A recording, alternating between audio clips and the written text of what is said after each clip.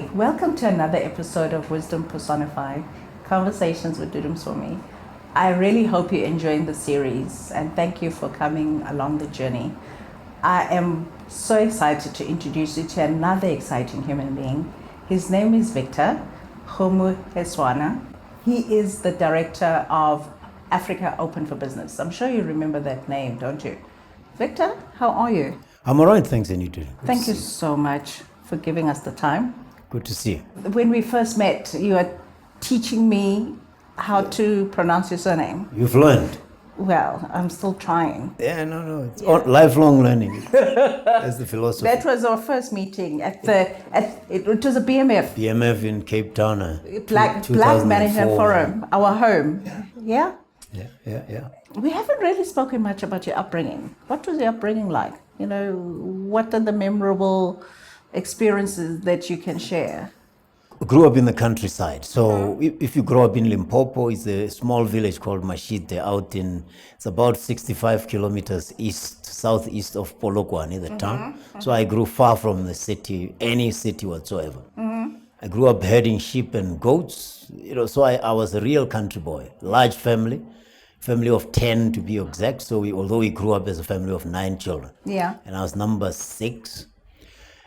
Which means I have many elder sisters and brothers, and I have younger sisters, and so it's that kind of upbringing, very family-oriented, village style, herding cattle. But that's where I learned to read, because my father said, you can be grumpy because your life is not fascinating or anything, or you can learn to read.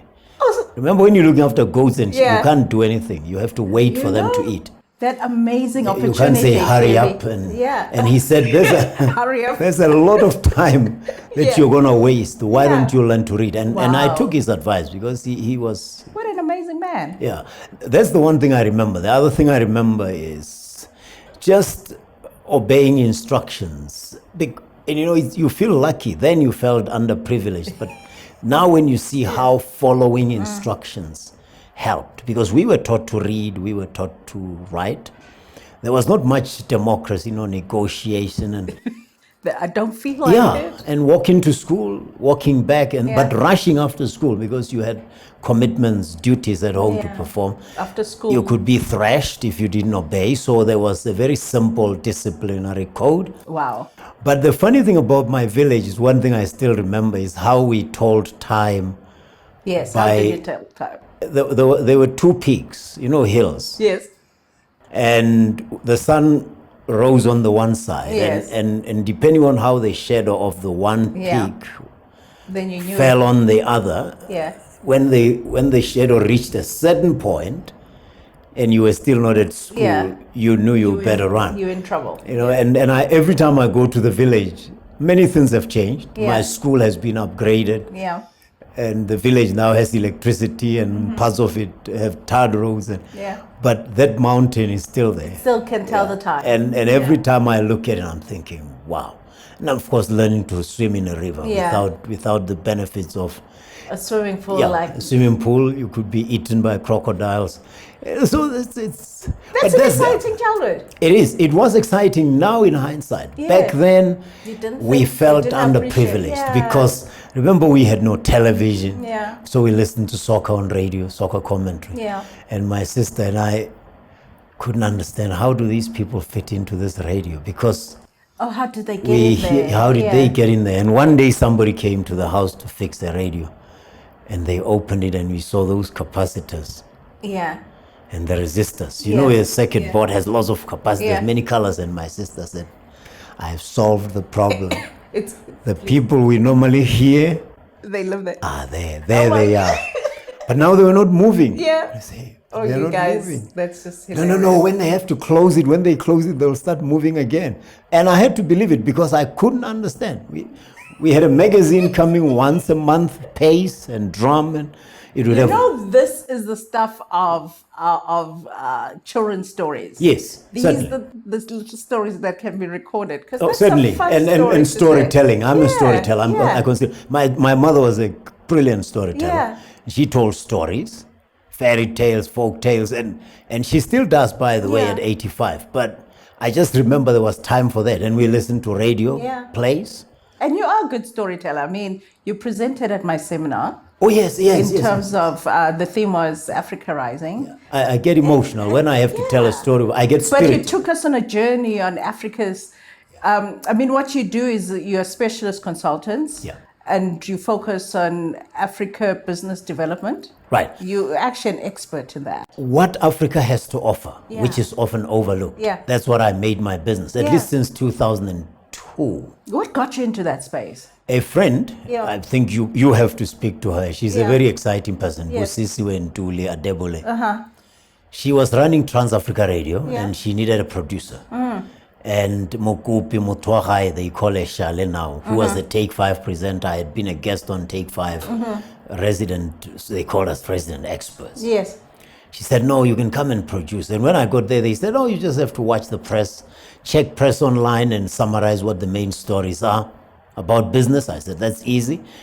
She said, no, but wait, don't focus too much on South Africa because we are broadcasting to Nigeria, Zambia, Namibia. Yes. And I said, but now what is there to be found? I was a typical South African who thought there was South Africa and Africa. Yeah. So from that day in October 2002, was the beginning of education. Luckily, as a teacher, I learned very fast. Yeah. And in 3 months, I had almost begun to appreciate how little I knew about the continent. Yeah. And as they say, we are born on this continent and we don't know it. As they say, the highest form of knowledge is knowing what you don't know. Yeah. That changed, and I became, by 2004, I was suddenly considered an expert by some people. And I thought, no, I'm not. I'm just an enthusiast because I'm out there. To date, I consider myself an enthusiast more than an expert. Really? Of course, if you take that much time focusing on the same thing every day, you become... You live Africa. You really are. You have to. You have to if you are African. And everybody, by the way, is excited by this continent. Yes. So if you are an African and you are not, you're losing out. You're losing out. I mean, I love being in this. But I mean, what gave you the idea that this is the next growth story? One, it was just discovering how much lay unknown, undiscovered, but also how much interest there was from the rest of the world. Remember 2003, 2004, that's when the Chinese were beginning to up their game on the continent. The BRICS story was being discussed by Jim O'Neill at, was it Goldman Sachs? And the many countries were getting interested.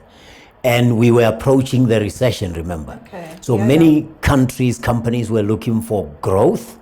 And you would read articles about how emerging markets were going to be. And those famous economic, the Economic magazine. For me, it was not even The Economist. It was a magazine called Business Week. Yeah. And they had a cover story. Yes. Talking about the next billion. And they said the technology has sold laptops, computers, whatever, tablets, and some phones to America, to European countries. They need to sell the next billion gadgets, and they're not going to sell them there. They want to sell them in Bangladesh, in Brazil. And these people don't look for what the Europeans look for. Yeah. So to be able to sell in those emerging markets, they have to change the way they think. Yeah. That's when I was a BEE consultant. Yes. So I was looking for a case to make for BEE. Yeah. And then I realized, okay, if Africa is an emerging market region, and the world is looking for new frontiers, and Africa has so much and so many people and so much land and so much potential, it's obvious that things are going to go there. And I started taking this to radio, and I went to Kaya FM with Stephen Bacher. In 2007, I went to 702 with Bruce Whitfield. It was a weekly thing. I would prepare sometimes for 3 hours for a 5-minute slot. Wow. And I would go into studio to talk about this. Yes.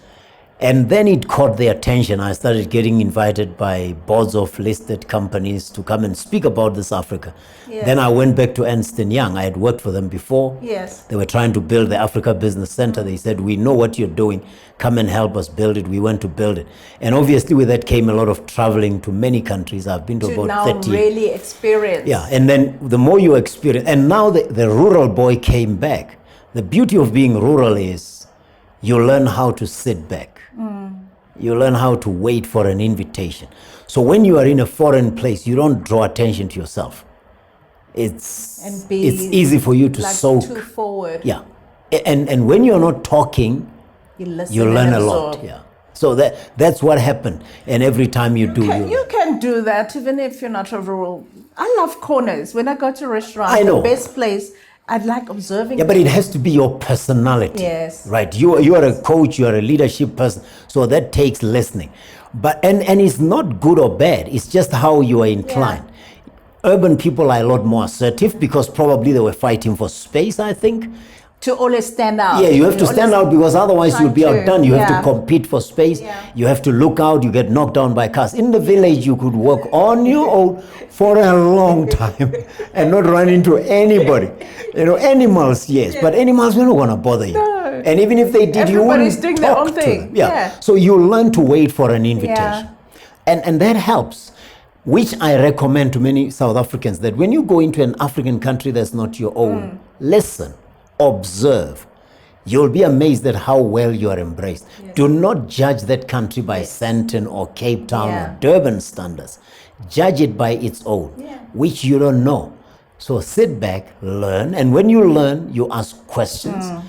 And when you finally speak, you are more informed and you get a better reception than if you come in and say, oh my goodness, don't you have a restaurant? Don't you have a, I don't know, don't you have a 5-star hotel? Don't you have? How do you guys do things? Yeah. Don't come with an attitude. It's an I mean, attitude, I was fortunate because I think my upbringing is such that we are diverse. I have cousins from Mozambique. And also then my first career, it was part of the advertising and we had an Africa network. Right. So for me, it was just not, it was normal. You couldn't interact. advertise if you didn't listen to the client. Yeah, but also my colleagues from the continent, whether from Nigeria, Kenya. They schooled you very early. Yeah, but I mean, also I suppose it's just your upbringing. I mean, we just a diversity sensitive family. Yeah.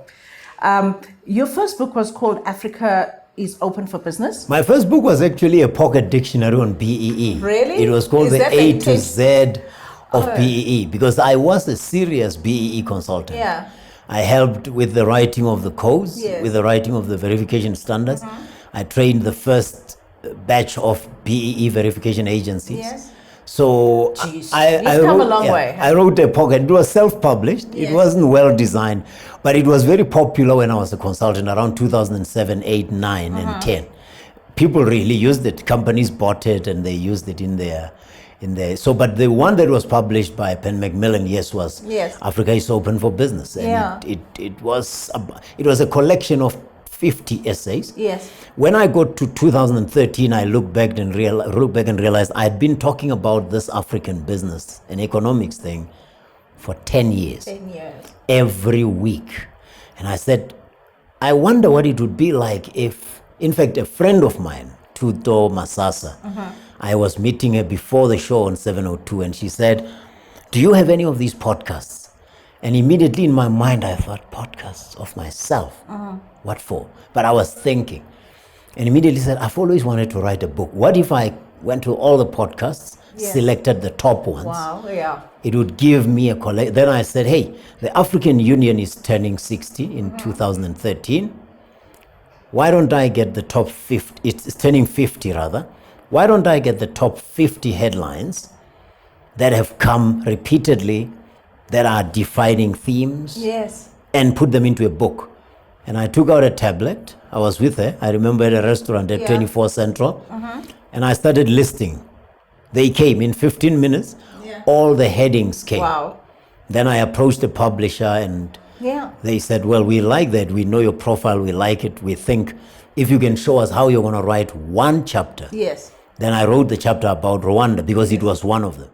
Rwanda has been your thing, hasn't it?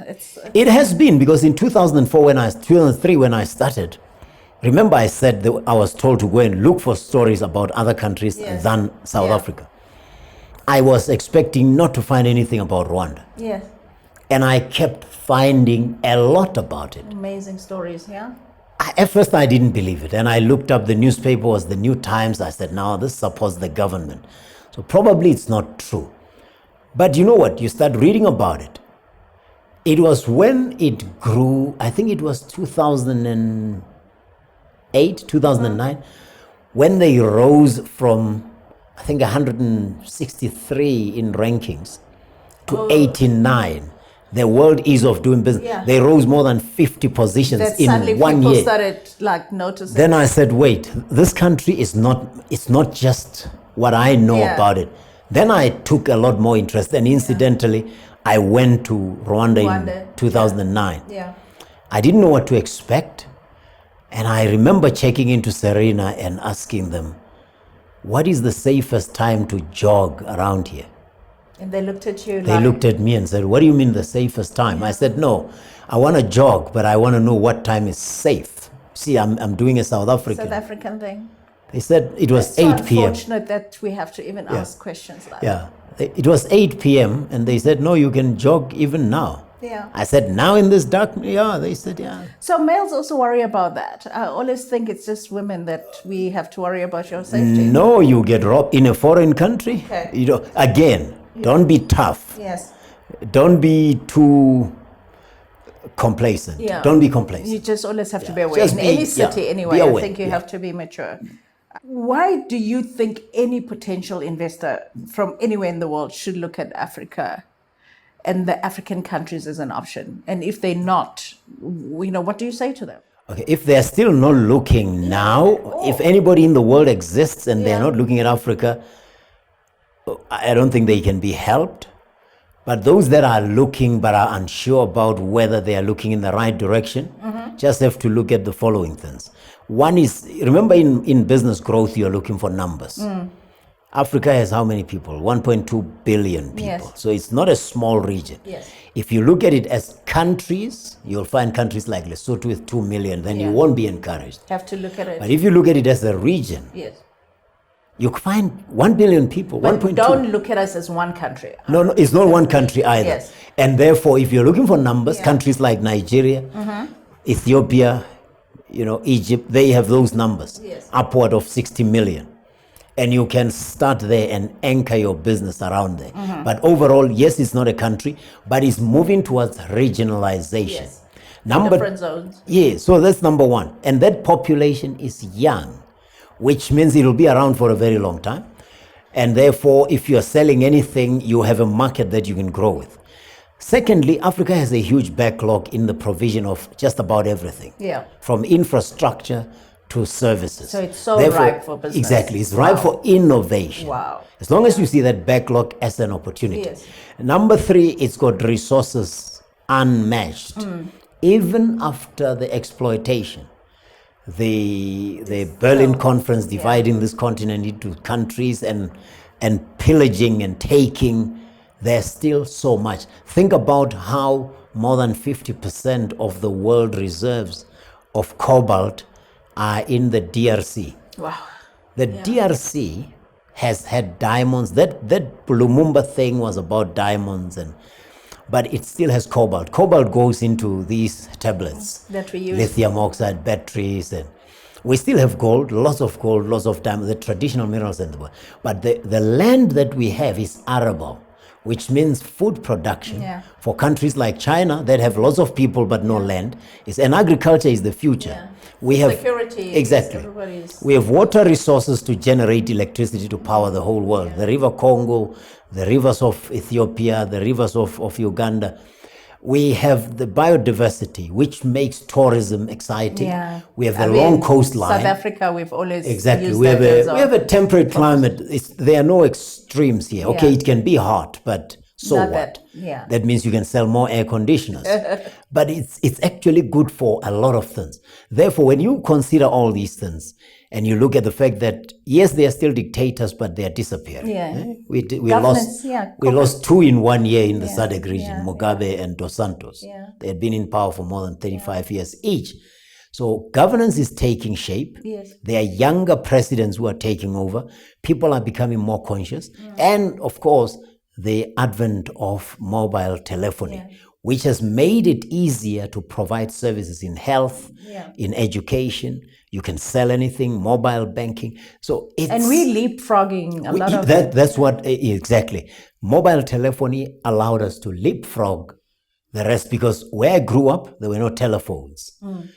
They tried to fit in fixed telephones now, but nobody really is interested. So Everybody has their mobile yeah. phones, and that makes it easier for you to deliver healthcare remotely. It helps you to deliver education as long as we have the fast connection. And with this fiber optic cables that are in the east and the west, in the Atlantic West African cable system, and the SEACOM in the Indian Ocean, as well as the East African submarine system, that gives you an idea. I'm just shocked that anybody can listen to you and not want to be on this continent. But unless they have reservations, and they're entitled to. But hey, look at how many nationalities are coming here, from China to Brazil to India, and the traditional Americans are not going. They'll catch up. They will catch up. You know, when you talk about this continent, you get so excited. I get very excited listening to you. I love this continent anyway, even without hearing you. So when you talk, you just make me even more excited. What is your unique value proposition? I mean, it's exactly that. Yeah. It's exactly that passion. Yes. Because don't undermine passion. Passion takes you over oceans. It's the passion that makes you dream. And when you dream bigger, you do bigger. Yeah. I am sure that I don't offer anything other than the belief in this continent. I don't believe Africa is going the wrong direction. Yes. Even when I have Ebola or wars or HIV and AIDS, I still see potential. Yes. And I sincerely believe that. And most of all, I believe that I'll be part of that generation that changes things. But that means I have insights, I have credibility. Wherever I go on the African continent, I don't struggle to build relations. And if I do lots of stakeholder relations management, advisory work, and that is what people need. You need credibility. I don't have power, as in I'm not a Patrice or an Aliko Dangote or a name brand that we know, but you are a brand in your own right. I am a brand because of the fact that I just made it my business to tell the story and be consistent. But this is amazing because most people think you can't do anything in life unless you're connected or you're from a particular family. So you are telling me that your passion and knowing your story and how you want to impact the world is the beginning. You have to be. When I was a kid, we recited the Mark Antony's funeral speech out of Julius Caesar. And the reason I wanted to become a public speaker, when I was 11, I heard that speech. We were reciting it. We didn't know what it meant. But one thing they told us was, this speech changed the course of history. And we said, so what? Do you remember it? I remember it. Friends, Romans, countrymen, lend me your ears. I've come to bury Caesar, not to praise him. We didn't know who Caesar was, why he had been killed. We didn't care, but we were reciting it with so much conviction. Yes. And when I saw the film, I said, this is Mark Antony? Yes. I said, I can do better than this guy. So I started becoming a public speaker. I was 13. I started debating for my school. So what else my point? Your vision is much bigger. I'm a professional speaker now. I get paid to speak all over the world. When I was 11, I visualized I could be a speaker that could change the course of history. Of course, you must inform yourself and you must listen, but in the end, no. Money follows a work that's done well, a job well done. It doesn't precede it. It might buy certain facilities for you and make things easier, but it's limited. Passion is unlimited. When Kwame Nkrumah talked about the passion I'm planting will live long after I'm gone, he knew exactly what he was talking about. What are the Americans doing now? They are going back to Ghana. Back then, in the 50s, he said, if you want the citizenship of Ghana, you've got it. In the 50s. Come back home. More than 50 years later, people are hearing what they killed Patrice Lumumba. People are trying to find Patrice. But you can kill money, it's gone. You know, if you lose, you can kill the body, but you cannot. You can't kill ideas. And Steve Biko here, you know, he was not even 31 when he was killed. Describe to me your most perfect day. My most perfect day. Perfect day. What will it look like? Feel like? It's actually not what I do, because I love music. It's more. So what kind of music do you? It's more good music, and I'm not being facetious. What does good mean? Seriously, I mean, if you're doing Maskandi, enough, like Umfazo Mnyama, I will listen to you. If you're doing hip hop like Nasty C, or J. Cole, I'll listen to you. If you are playing jazz like Miles or Dudu Msomi, I will listen to you. If you're doing ballads like neo and R&B, I'll listen to you. I'm being serious.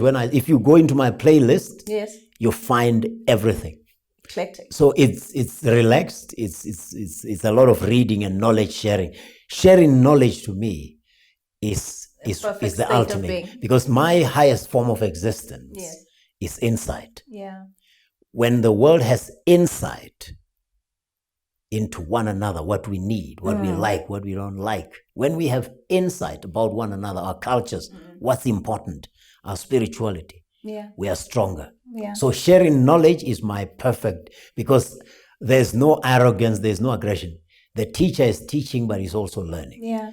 And you always learn more as a teacher. You always learn as a teacher. Teachers learn fastest because their job is to teach. But to be able to teach, you must be a learner. Yes. You know, there's this trend, well, I'm calling it a trend, I don't know if it's the right thing to say, about living your purpose. What is your view of this concept of purpose? Do you think your purpose in this life was to be an expert in African business development, if you follow this to its logical conclusion? My purpose was to be an evangelist. And I believe because my grandmother verbalized it, my maternal grandmother, who died, I think, in 1989 or 1990, 1989. My maternal grandmother. So she said, no, you must be a priest. I didn't understand. Priest? No, I can't be a priest. These people don't make money. They don't. And now when I see some of these priests today, I think, wow, that old woman was so on the money. But she said I must be a priest. Then I became a teacher.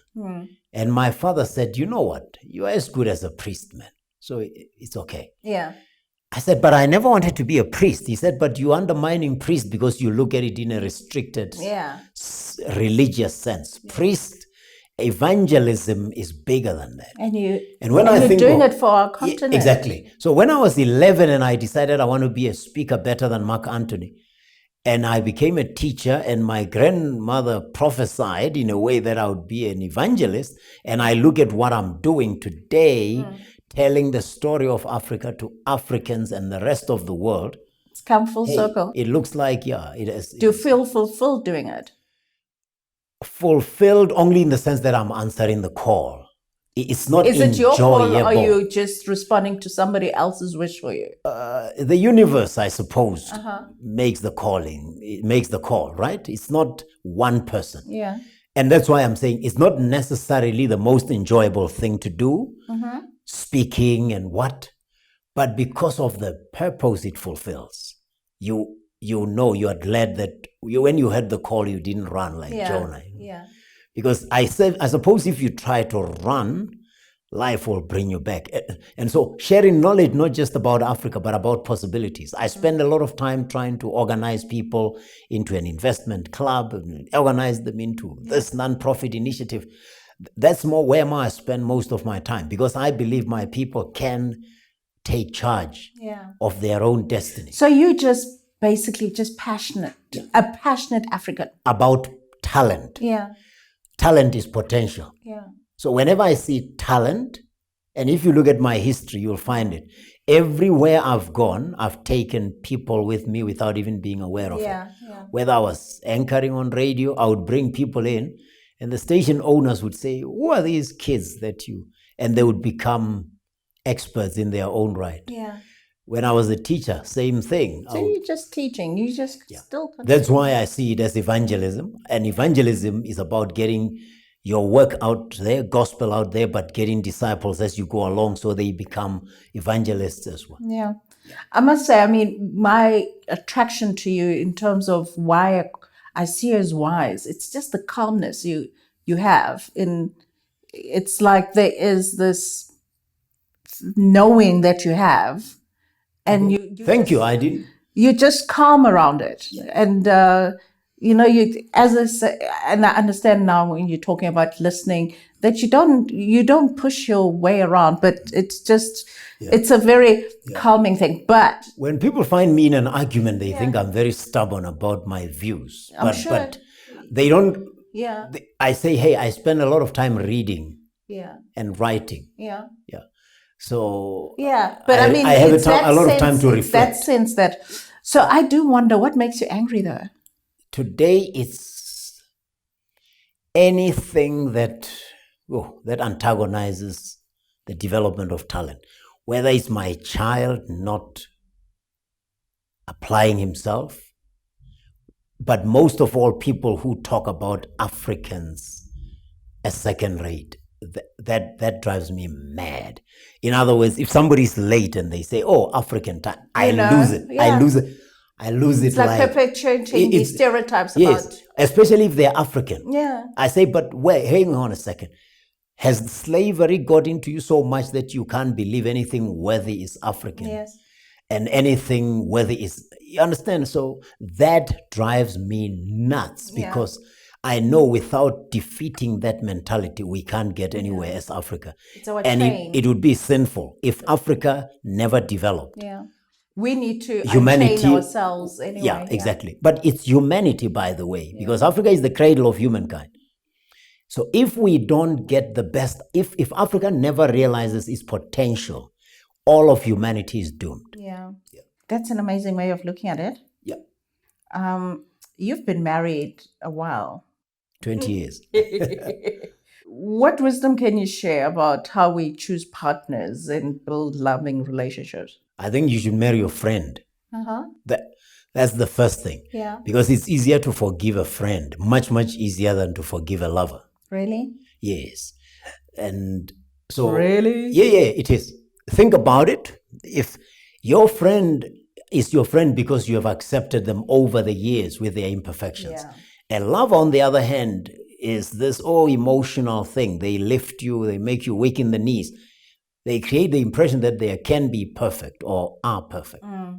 The disappointment sets in very quickly and you can't. And of course, we have lots of expectations of our lovers, but of friends, we take them as they are, right? Yes, we expect them to be loyal, but we're not going to be too worked up if they fall short, right? They come up short. Second thing is make giving your part of your nature, I suppose. Yeah, your nature, that's right, your core.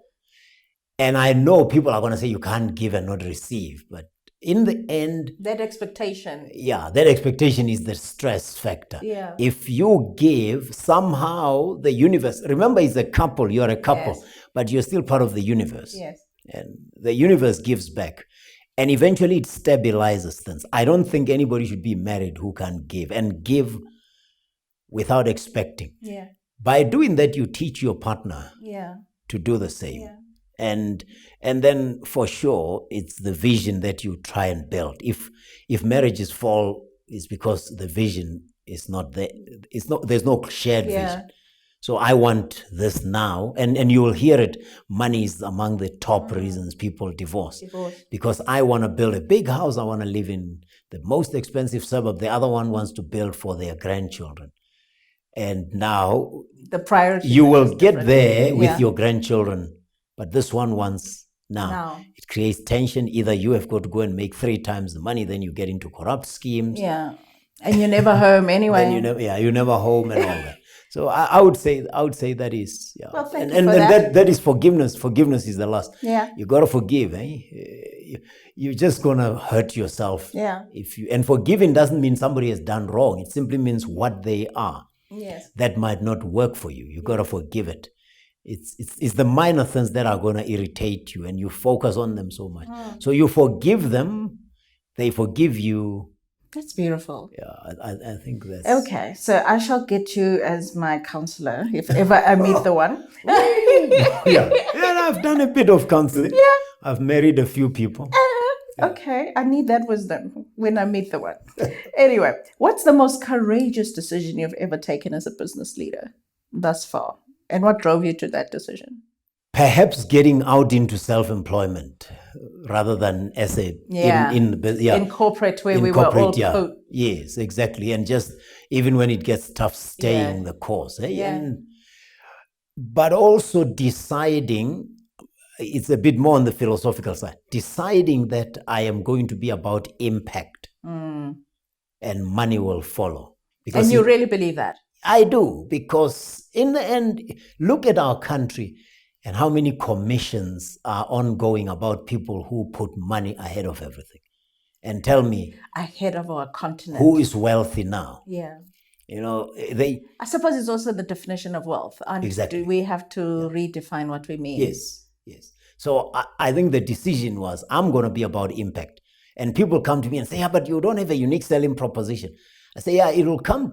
I agree that it's work in progress, but my vision is very clear. Yeah. It's of a prosperous Africa, and I'm not asking anybody to do it. I am doing it myself. Yeah. So that impact, of course, I have to find ways that are commercially viable, that can be converted into money. Yes. Because otherwise I wouldn't be here. You have to monetize. But if you get so worked up about the short-term working capital requirements, you sell yourself short. That's how you build a brand long term. You've got to have a personality and character. You can't build that by just taking shortcuts. Yeah. So I'm serious about working for my grandchildren. Yeah. I know what they will for the next be generation. like. It's not even the next, it's the one after. After this generation, And I say to my children, you must work for your grandchildren. Because remember, I've only got sons, and boys are a bit slow. They take time to they take time to focus. Oh, do they? They do. Always, they take time to focus. So I say, if I get too sad about how slow they are, I'm going to lose it. So why don't I focus on their children? And when they catch on, they will focus on their grandchildren. Yeah. And everybody will always be working 2 steps ahead. Or behind ahead.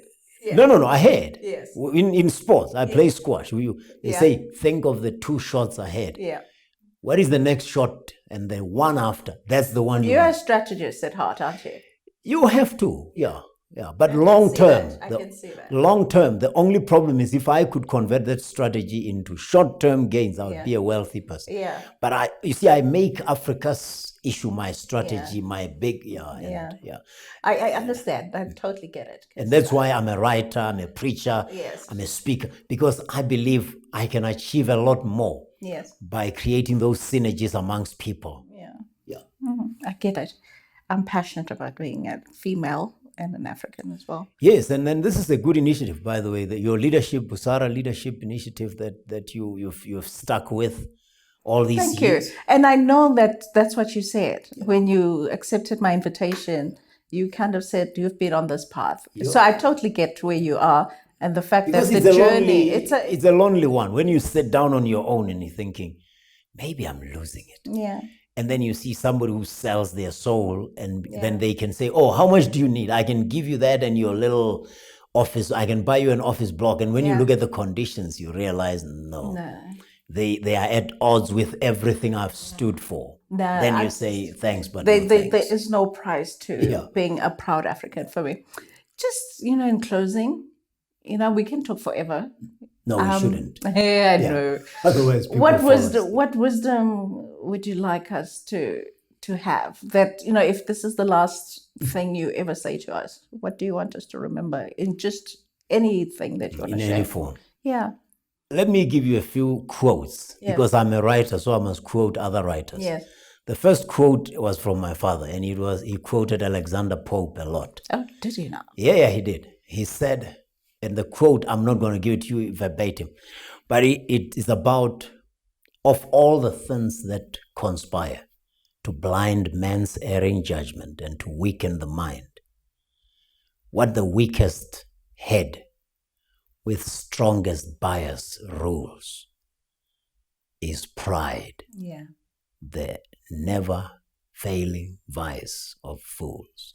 Our Achilles heel. Yeah. And so in simple modern English is, nothing distorts our thinking and judgment and confuses us more and weakens us more than pride, which never fails. Yeah. The other quote is from a poem called Sum of Life by H.W. Longfellow. Yeah. Tell me not in mournful numbers, life is but an empty dream. For the soul is dead that slumbers. Wow. Oh. So that is like Deep. The soul is dead. It's a much longer poem, and every stanza has words of wisdom. Yeah. But just how it opens. This boy is saying, don't come in here with your tired attitude that life is not worth it. So when people say life is unfair, life is... And then lastly, Patrice Lumumba, when he was killed in 1961, had just written a letter to his wife. And in it, he said many things, but there was a line he says, I want my children to know that the future of the Congo is beautiful. Wow. Now, here's somebody who, for those who don't know Patrice Lumumba, he had been removed. He was a democratically elected prime minister, but he got removed after 3 months, and he got arrested, and he was killed very brutally and chopped to pieces. And, he knew he was going to be killed, because in that same letter says, is no amount of torture or pain can force me to beg for mercy, because I would rather die with my head held high than sacrifice my principles. But when he said, tell my children in this dark period, 1961, yes, the future of the Congo is beautiful. And I can say that to Africans. In this dark hour, the future of this continent is beautiful. And like Patrice, I expect everyone to take their place in making it better. I'm taking that call, because I totally believe it. That's it. So you see, I quote other people, because otherwise I'm not showing... I can't expect people to listen to what I say if I don't demonstrate I listen to other people. It's powerful enough. Thank you very much for that. I mean, honestly, if you're an African and you're not feeling it in your soul at this point in time, you're in trouble. Thank you so much for joining us for another episode of Wisdom Personified, Conversations with Dudu Msomi. I am so proud to be African. Until next time.